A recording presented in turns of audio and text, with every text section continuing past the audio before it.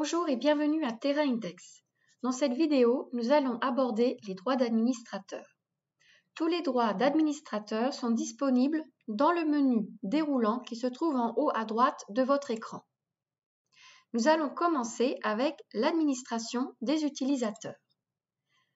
Nous arrivons sur un nouvel écran avec la liste de tous les utilisateurs présents dans votre environnement TerraIndex. Il est alors possible de supprimer ou d'ajouter de nouveaux utilisateurs ainsi que de leur attribuer des rôles. Commençons par l'ajout d'un nouvel utilisateur. Pour ce faire, il faut cliquer sur le bouton « Créer un utilisateur » qui se trouve en bas de votre écran. Sur cette page, on peut renseigner toutes les informations concernant l'utilisateur. Les champs obligatoires sont signalés à l'aide d'un astérisque rouge. L'adresse email est un champ très important puisqu'un lien pour confirmer le mot de passe est envoyé par email à l'utilisateur.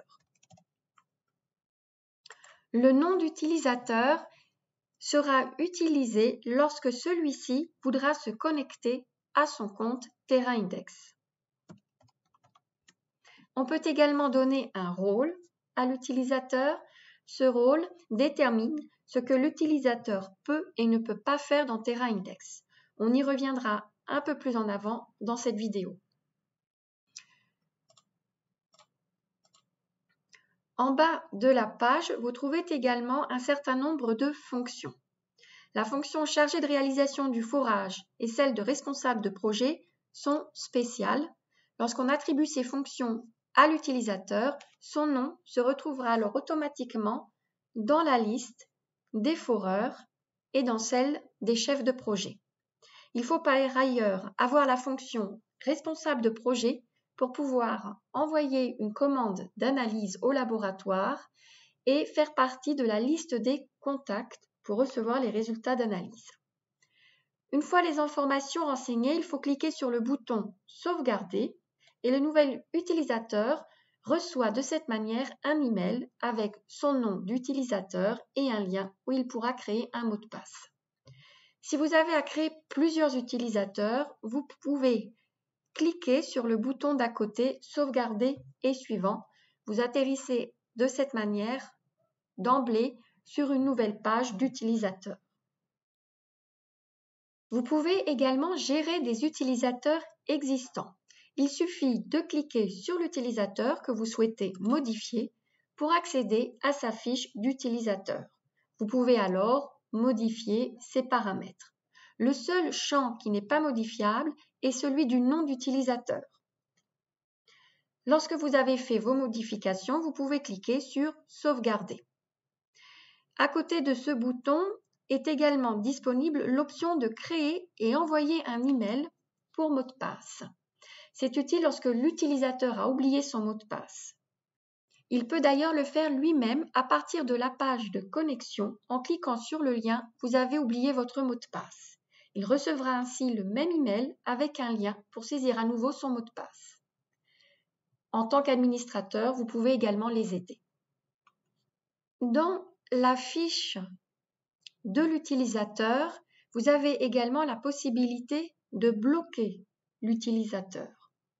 Ce peut être utile lorsqu'un collègue quitte votre entreprise et n'est donc plus autorisé à accéder aux données TerraIndex de votre entreprise. L'utilisateur bloqué ne pourra plus se connecter dans votre environnement TerraIndex. Et maintenant, nous allons expliquer les rôles. En donnant un rôle, vous déterminez ce que l'utilisateur peut ou ne peut pas faire dans TerraIndex. Vous accédez à la liste des rôles à l'aide du bouton « Rôle » qui se trouve en bas de l'écran « Administration des utilisateurs ». Vous voyez ici une liste de rôles avec à droite la liste de ce que l'utilisateur peut faire avec chacun de ces rôles. Vous pouvez créer un nouveau rôle grâce au bouton « Ajouter » qui se trouve en bas à droite de votre écran. Vous avez alors la possibilité de donner un nom à ce nouveau rôle et de choisir les fonctions que vous souhaitez lui attribuer.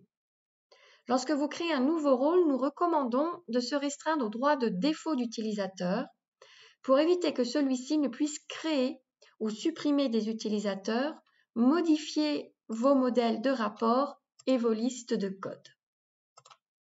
Lorsque vous avez fini, vous cliquez sur « Sauvegarder » et vous voyez en haut de votre écran la confirmation que le nouveau rôle a bien été créé. Vous souhaitez supprimer un rôle, il suffit de cliquer en bas à gauche sur le bouton « Supprimer » après avoir sélectionné le rôle que vous souhaitez supprimer. Avec les rôles, vous pouvez ainsi donner des droits aux utilisateurs qui sont conformes avec leurs fonctions et leurs tâches. Vous évitez le risque qu'une personne non autorisée n'écrase ou ne perde des données. Donc voici pour ce qu'il en est de la gestion des utilisateurs. Dans une prochaine vidéo, nous verrons comment créer et modifier des modèles de champs. Merci d'avoir regardé cette vidéo et à bientôt.